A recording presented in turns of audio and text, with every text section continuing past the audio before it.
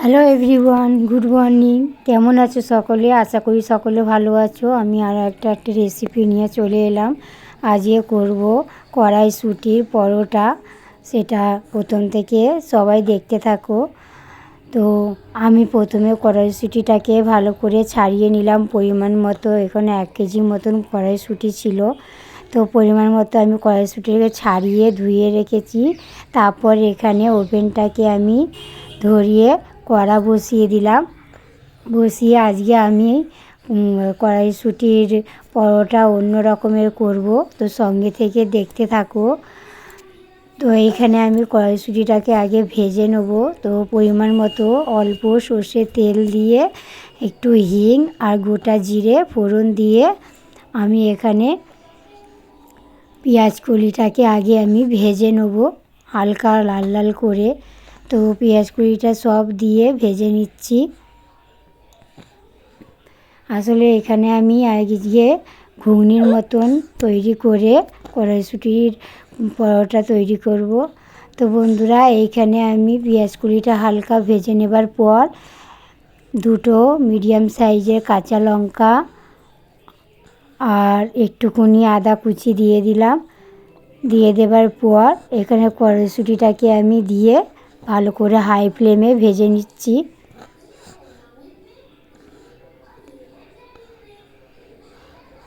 এরকমও আমি তৈরি করি। তো কড়াইশুঁটিটাকে আমি ভেজে নেবার পর এখানে হলুদ গুঁড়ো আর স্বাদ মতো লবণ দিয়ে দেবো। এখানে দিচ্ছি 1 চামচের জিরে গোলমরিচের গুঁড়ো। সব কিছু দিয়ে ভালো করে ভেজে নিচ্ছি। ভেজে নেবার পর নুন দিয়ে দিলাম স্বাদ মতো।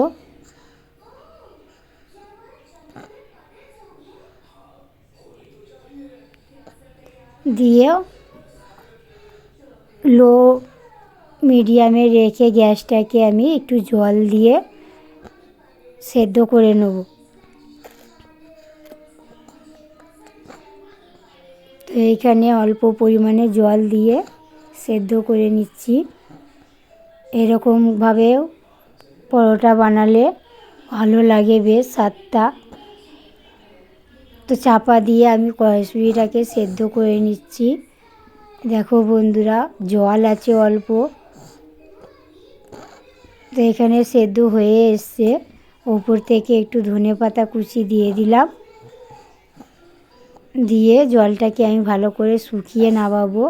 কড়াইশুঁটিটা সেদ্ধ হয়ে গেছে। ওই দেখো বন্ধুরা, জলটাকে আমি একদম শুকনো করে দিয়েছি।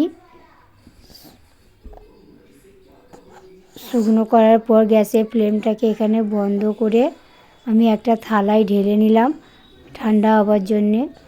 তো এখানে ঠান্ডা হয়ে গেছে। মিক্সিতে আমি পেস্ট করে নেব। তো দেখতে পেলে বন্ধুরা, আর এখানে আমি আগে থেকেই মেখে রেখে দিয়েছিলাম আটা। তো এখানে শাশুড়ি মা বললো যে আমি ভোরে বেলে দিচ্ছি, তুই এক এক করে ভেজে নে। তো দেখতে পেলে বন্ধুরা, শাশুড়ি মা পুর ভরে বেলে দিচ্ছে আর আমি একটা একটা করে ভালো করে সেঁকে লাল লাল করে এপিট ওপিট উল্টে তেল দিয়ে ভেজে নিচ্ছি। যারা আমার ভিডিওতে নতুন দেখছো, আমার চ্যানেলটিকে সাবস্ক্রাইব করে পাশে থাকার অনুরোধ রইল। আরও একটা কথা বলবো, স্বইচ্ছায় সাবস্ক্রাইব করবে। সাবস্ক্রাইব করে অনেকে আবার কেটে দেয়, তাই জন্যে বলা। আমি অনেকবার দেখেছি সাবস্ক্রাইব করে আবার পরে কেটে দেয়। ভিডিওটা ভালো লাগলে অবশ্যই একটা লাইক করো। কে কোথায় থেকে দেখছো আমার ভিডিওটা অবশ্যই কমেন্ট করে জানাবে। আমার ভয়েস দিতে যদি কোনো ভুল ত্রুটি হয়ে থাকে, ছোটো বোন হিসাবে ক্ষমা করবে। তো দেখো বন্ধুরা, তোমাদের সঙ্গে গল্প করতে করতে এখানে আমার 2-3টে অলরেডি ভাজা হয়ে গেছে। তারপরে এখানে আমি একসঙ্গে 2টো উল্টে পাল্টে সেঁকে ভেজে নিচ্ছি। ছোট ছোট যেহেতু হয়ে যাচ্ছে চাটুতে, আর তাড়াতাড়িও হয়ে যাবে। এখানে আমার বাচ্চা আছে ছোট, 1.5 বছরে। ও খুব পরেশান করছিল এখানে। তো ওই জন্য আমি ওকে কোলে নিয়ে করছি, সেঁকে নিচ্ছি। তাই জন্য বললো শাশুড়ি মা আমি ভরে বেলে দিচ্ছি রে। শাশুড়ি মায়েরও বয়স হয়েছে, অনেকটাই পারে না, তাও যতটা পারে ততটা সাহায্য করে।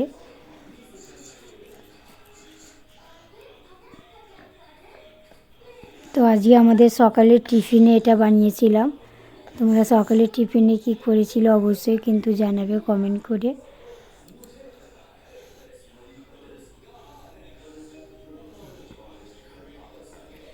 দেখো বন্ধুরা, তোমাদের সঙ্গে গল্প করতে করতে এখানে আমি দুটো করে সেঁকে তেল দিয়ে ভেজে নিচ্ছি।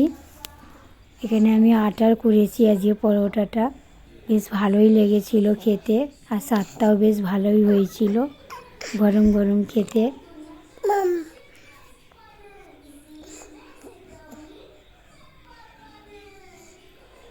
আর এখানে দেখতে পাচ্ছ বন্ধুরা কতটা পরিমাণে চাটুটা পুড়েছে।